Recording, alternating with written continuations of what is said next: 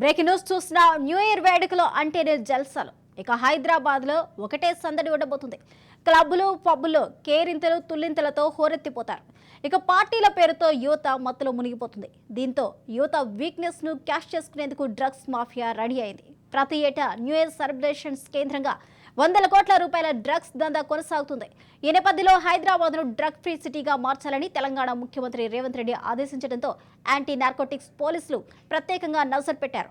హైదరాబాద్ లోని పలు పబ్బులపై తనిఖీలు చేస్తూ ఉన్నారు. అయితే హైదరాబాద్ లోని పలు పబ్స్ క్లబ్స్ పై ఇప్పటికే పోలీసులు ఫుల్ ఫోకస్ పెట్టారు. డ్రగ్స్ వినియోగం పబ్స్ లో అత్యధికంగా ఉంది. ఇక ఈ డ్రగ్స్ అమ్మకాలకు అడ్డాలుగా మారిన పబ్స్ లో బడా బాబుల పిల్లలే టార్గెట్ గా పోలీసులు దృష్టి సారించారు. గోవా, బెంగళూరు, ముంబై నుంచి హైదరాబాద్ కు డ్రగ్స్ ను పెల్లెట్స్ దిగుమతి చేస్తూ ఉన్నారు. ఇక పబ్స్ లో అనుమానిత పదార్థాలపై హైదరాబాద్ పోలీసులు శోధనలు చేస్తున్నారు.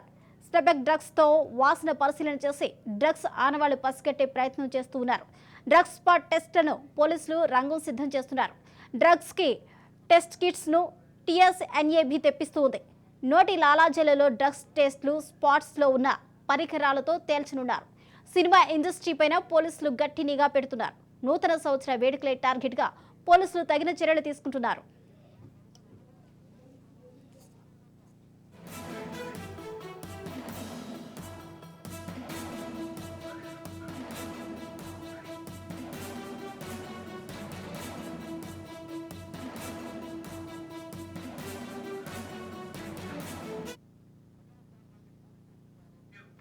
తెలంగాణ ప్రభుత్వం డ్రగ్స్ పై ఉక్కు ప్రాధాన్యం అవుతుంది. న్యూ ఇయర్ వేడుకలని ఆసరాగా చేసుకుని డ్రగ్స్ అమ్మకాలకు పాల్పడుతున్న వారిపై ప్రత్యేక నిఘా పెట్టింది. ఇదే అంశానికి సంబంధించిన పూర్తి అప్డేట్స్ మా ప్రతినిధి ఇన్నారెడ్డి అందిస్తారు. ఇన్నారెడ్డి, స్వప్న, మనం గమనించవచ్చు, ఎప్పుడైతే తెలంగాణ గవర్నమెంట్ అధికారంలోకి వచ్చిందో ఇమీడియట్ గా న్యూ ఇయర్ కూడా దగ్గర ఉండడంతో ఇమీడియట్ గా అంటే డ్రగ్స్ మీద ఉక్కుపాదం మోపి పోలీసులను అలర్ట్ చేసి నార్కోటిక్ టీమును పదిలం చేసి దీంట్లో ప్రధానంగా ఎక్కడెక్కడైతే ఈ డ్రగ్స్ ఆనవాళ్ళు ఉన్నాయో ఎట్టి పరిస్థితుల్లో ఎక్కడ కూడా డ్రగ్స్ అనేవి కనిపించకుండా చేయాలని చెప్పని ఇప్పటికే రేవంత్ రెడ్డి ముఖ్యమంత్రి అందరూ అధికారులకు కూడా గట్టిగా వార్నింగ్ తెలుస్తా ఉంది.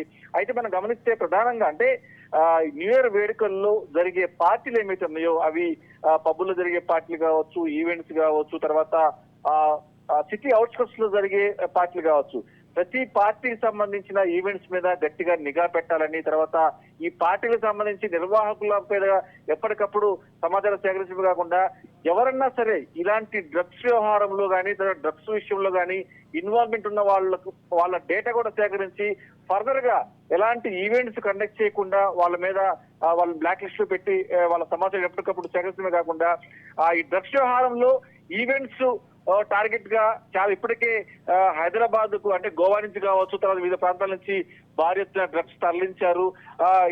అంటే న్యూ ఇయర్ వేడుకల్లో భాగంగా ఈ డ్రగ్స్ వాడటానికి సిద్ధం చేశారన్న ఇంటెలిజెన్స్ వర్గాల రిపోర్ట్ ఆధారంగానే ప్రస్తుతం తెలంగాణ గవర్నమెంట్ చాలా సీరియస్ గా వార్నింగ్ ఇచ్చింది.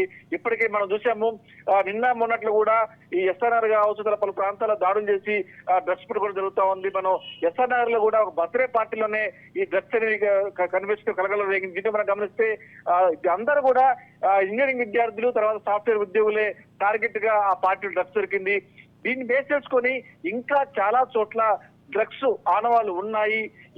ఎప్పుడైతే న్యూ ఇయర్ వేడుకలు కొనసాగిస్తున్నారో ఆ న్యూ ఇయర్ వేడుకల్లో ఈ డ్రగ్స్ వాడడానికి సిద్ధంగా ఉందన్న సమాచారం మేరకే ప్రస్తుతం అరెస్ట్ అయ్యారు. మొత్తం మీద ఈ న్యూ ఇయర్ వేడుకల్లో డ్రగ్స్ ను ఎట్టి పరిస్థితుల్లో అనుమతించకుండా ఎవరైనా సరే వాడితే మాత్రం కఠిన చర్యలు తీసుకునే విధంగా ప్రస్తుతం పోలీసు యంత్రాంగం కూడా అప్రమత్తంగా కూడా మనం చెప్పుకోవచ్చు. స్వప్న, అయితే ఇప్పటికే కొన్ని పబ్స్ పైన అలాగే తనిఖీలు నిర్వహిస్తున్నట్టు తెలుస్తుంది. ఏ పబ్స్ ని టార్గెట్ చేయడం జరిగింది, అందులో బడా బాబులే ఎక్కువగా ఉన్నట్టు తెలుస్తుంది, వారి పిల్లలు ఎక్కువగా ఉన్నట్టు తెలుస్తుంది. దానికి సంబంధించిన అప్డేట్స్ ఏంటి ఇన్నారెడ్డి?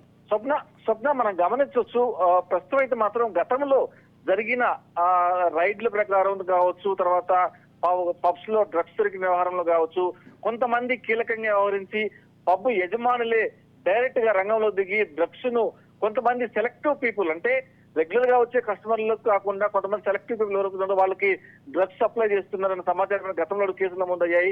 అయితే అంటే తెలంగాణ గవర్నమెంట్ ను కూడా సీరియస్ గా వర్కౌట్ చేసినప్పుడు కూడా కొన్ని పబ్లకు మినహాయింపులు ఇచ్చారు. దాని ప్రధానమైన కారణం వచ్చేసి అంటే రాజకీయ నాయకుల అన్నదండలతోటి కొన్ని పబ్స్ లో యథేచ్ఛగా డ్రగ్స్ అనేవి నడిచాయి. అలాగనే పోలీసుల నిఘా కూడా కొరవడింది అని చెప్పేసి అన్న ఆరోపణలనే కాకుండా ఆయా పబ్స్ లను అంటే ఎవరైతే రాజకీయ నాయకుల కనసన్నలో కావచ్చు, సినీ ప్రముఖుల కనసన్నలో కావచ్చు నడుస్తున్న పబ్స్ ఏవైతే ఉన్నాయో ఆయా పబ్స్ లో ఇప్పటికీ యథేచ్ఛగా డ్రగ్స్ నడుస్తా ఉన్నాయి.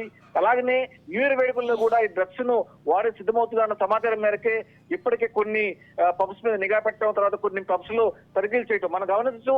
రీసెంట్ గా జరిగిన ఎంక్వైరీ అంటే పబ్స్ మీద జరిగిన దాడుల్లో స్నిఫర్ డాగ్స్ అంతకుముందు ఎప్పుడు కూడా స్నిఫర్ డాగ్స్ ఉపయోగించలేదు. ఈ స్నిఫర్ డాగ్స్ చాలా ప్రత్యేకమైన శిక్షణ ఇచ్చిన డాగ్స్ అవి. ఎక్కడైనా సరే అంటే మనకు దగ్గరగా చూస్తే తప్పించి దాన్ని వాసన చూసి తప్పించి మనం ఆ డ్రగ్స్ మనం గుర్తుపట్టలేము. కానీ ఈ స్నిఫర్ డాగ్స్ ఒక 10 మీటర్ల దూరంలో ఉన్న డ్రగ్స్ కూడా గుర్తించగల టాలెంట్ ఉన్న తర్వాత ట్రైనింగ్ ఇచ్చిన స్నిఫర్ డాగ్స్ తో సహా తనిఖీలు చేయడం జరుగుతుంది. మొత్తం మీద భారీ గట్టి నిఘా నేపథ్యంలో డ్రగ్స్ గురించి చర్చ కొనసాగుతా ఉంది. న్యూ ఇయర్ వేడుకల్లో ఎట్టి పరిస్థితుల్లో డ్రగ్స్ అనేది ఉపయోగించకుండా ఉండడానికి అన్ని రకాలుగా ప్రయత్నాలు జరుగుతా ఉన్నాయి. గవర్నమెంట్ కూడా దాని మీద స్ట్రిక్ట్ వార్నింగ్ ఇచ్చి కూడా తెలుస్తా ఉంది. Swapna. Right, thank you Nareddy.